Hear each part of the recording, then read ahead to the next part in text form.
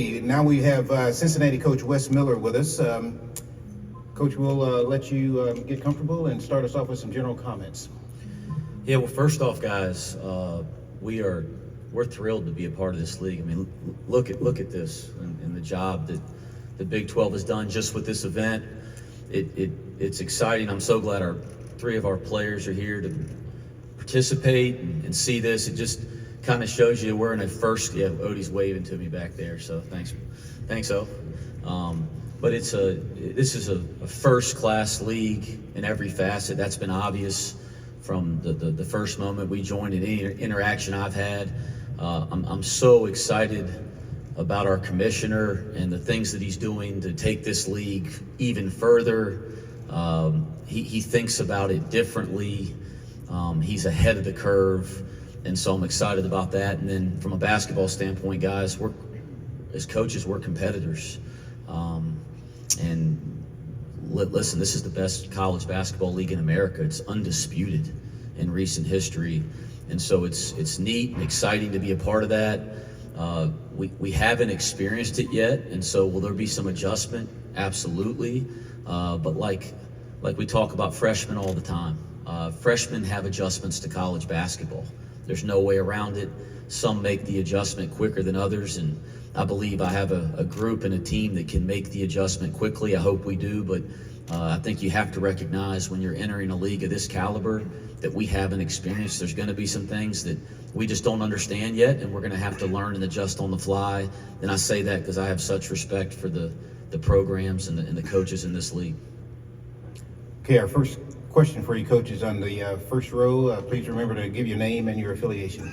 Keegan Nixon with Bearcat Journal. Coach, you had an update or a lack of an update for us 2 weeks ago about Aziz and Jamil, and I was just checking if there's been any movement on either side in the waiver process. Yeah, I'm Aziz and Jamil, for those who don't know, Aziz Bandego, Jamil Reynolds, 2 second-time transfers that have waivers with the NCAA. They were denied on the first round last week. We got the news last week. I can't remember the exact day now, but they were denied at the staff level. I think I've learned more about this process than I thought I ever would or cared to, but now it'll go to, we submitted an appeal, and it goes to the appeal committee in the NCAA. Listen, we're very discouraged by the news last week. I think the issue at hand is not, and I don't want it to get lumped together, the issue at hand isn't whether we should have restrictions for second-time transfers. That's not the issue with this situation. That's a totally different subject. The issue at hand here is that we have 2 players, and there's others out there in America that were given guidance when they were making life decisions last spring to transfer, and they were given guidance and guidelines by the NCAA as a path to play. They felt that they met those guidelines. They made life decisions based on that.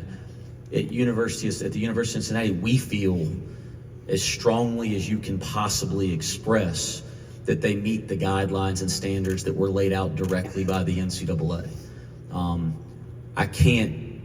I expect them to be cleared to play because they meet those guidelines. Out of respect for these 2 young men, I won't talk about their personal business, but I know the situation with both of them deeply. I know their waivers deeply, and I understand the guidelines laid out. They meet those. It's undeniable.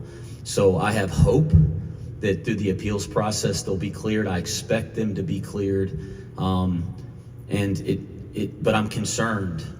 I'm concerned that about how that'll affect them. Certainly it'll affect our team, but how will that affect young people that were led to believe something based on guidelines by a massive institution if they're not clear? How will that affect their mental health? Like that concerns me on a much deeper level.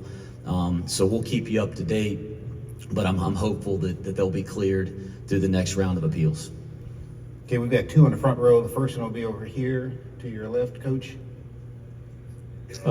Scott Springer, Cincinnati Enquirer. Outside of Aziz and Jamil, you had a secret scrimmage. I don't know how much you're allowed to say. I know some of the results, some of the numbers, but can you just give a general opinion of how the team played? And then also the Nike Jumpman unis come out last night, and that seemed to get everyone pretty fired up. Scott, you called it a secret scrimmage and then asked a question about it. I mean, well, they're not so secret if you haven't heard it. No, I really believe, and I was talking to Mike Boynton about this earlier, like being able to get out and play against another opponent really early in the preseason. I believe that's best for our program because it just allows us to address some things that you just don't get to see when you're playing against yourselves every day in practice, and it gives us a little bit more time to deal with some of those things that we learn. You know, I'm not going to talk in detail because that's the agreement that I had with the other program that we scrimmaged. But there's some things that were really exciting. Obviously, Jamil and Aziz couldn't play, which was discouraging. But there were some things that were really exciting that we were able to see that give us hope, not just myself, but our staff, our players. I think we all feel we can be a really good basketball team. And then there's some things that we need to address right away. But the cool thing was it wasn't the type of stuff that you can't fix. It's the stuff you have control over. And a lot of it was the stuff we spend time practicing on, the details and the focus stuff that you practice every day. So I do think it was successful in terms of what we were trying to get out of it. Going back to Jordan Brand at Cincinnati, that's it's special to me. It's special to our fans. It's special to our players. It's special to the kids we're recruiting, not just because, let's face it, this is the best brand there is in sports, but there's also some nostalgia at Cincinnati being one of the original Jordan Brand schools in college basketball back in the 90s. So for many reasons, it's really exciting to be back in the brand, and our program will do everything we can to represent the brand the right way. Coach, right here on the front row in the middle. Ryan Roberts with Riverfront Cincy. You added 7 new additions to this year's roster. How does the positional versatility that you have allow you to continue to develop the identity of your program? Yeah, you know, the additions were important. You know, the first thing, we're entering this league, and as I've said, I'd be foolish to say I understand a league I haven't coached in, but from what we could see from a distance, this is a league of talented kids, talented coaches, and mature players, experienced players. So it was important when we added players, we added guys with some experience. And you look at Simas Lukosius, you know, in the couple years he played in the Big East, he's played in some big-time environments and big-time games. C.J. Frederick, maybe more than anybody for NCAA tournament teams, and he's been a part of great teams at Iowa and Kentucky. So we wanted to add some experience. Aziz and Jamil both have played a ton of college basketball. That was really important. And as you mentioned, depth is really important. Like, we love the returning guys. You know, I think sometimes this time of year, you talk so much about the guys coming into the program because people don't know them yet, especially your fan base. We lose sight of the most important thing is the guys that you retain. You know, and that's why, you know, Odie and Vic and John are here with me today, because I tell you what, it's harder and harder in college basketball and the landscape we have now to retain guys. You can be really different when you get guys year after year after year. And, you know, we have a number of guys that return, but we have 3 guys that are here with me today that have been with us the last 2 years, the 2 years that I've been at Cincinnati. That's meant a lot to our team because they're really good players. They've had success at Cincinnati, but they also understand not just what we do, but how we do it and the standard at which we do it, and they want to hold others to that standard. So there's so much value in the retention piece. But yeah, we have depth now, we have talent across the board, and I do think we have lineup and positional versatility for sure. We got time for 2 more questions.